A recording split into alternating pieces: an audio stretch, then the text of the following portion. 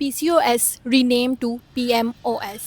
Great news for women's health. 14 سال کی عالمی تحقیق اور تعاون کے بعد PCOS کا نام بدل کر اب PMOS یعنی پولی اینڈروکرائن میٹابولک اوورین سنڈروم رکھ دیا گیا ہے. سالوں تک اسے پولی سسٹک اوورین سنڈروم کہا جاتا رہا، لیکن ماہرین کے مطابق یہ نام مکمل تحقیق بیان نہیں کرتا تھا، کیونکہ یہ مسئلہ صرف سسٹ یا صرف اووریز کا نہیں.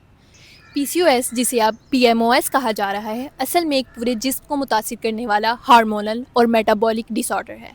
اس میں انسولین، اینڈروجنز، نیورو اینڈروکرائن ہارمونز، اوورین ہارمونز اور میٹابولزم متاثر ہوتے ہیں. اس لیے بہت سی خواتین میں irregular periods، ایکنی، وزن کا بڑھنا، fatigue, getting difficulty in pregnant, insulin resistance اور موڈ چینج کو بھی دیکھا جا سکتا ہے. دنیا بھر میں PMOS ریپروڈکٹیو ایج وومن کی تقریباً 10 سے 13% خواتین کو متاثر کرتا ہے، جبکہ رپورٹس کے مطابق پاکستان میں یہ شرح 15% تک بتائی جاتی ہے. سب سے تشویشناک بات یہ ہے کہ دنیا بھر میں خواتین متاثر ہوتی ہیں اور 70% کو اپنی بیماری کا علم ہی نہیں ہوتا. اور پرانا نام اس مسئلے کو مزید پیچیدہ بناتا تھا.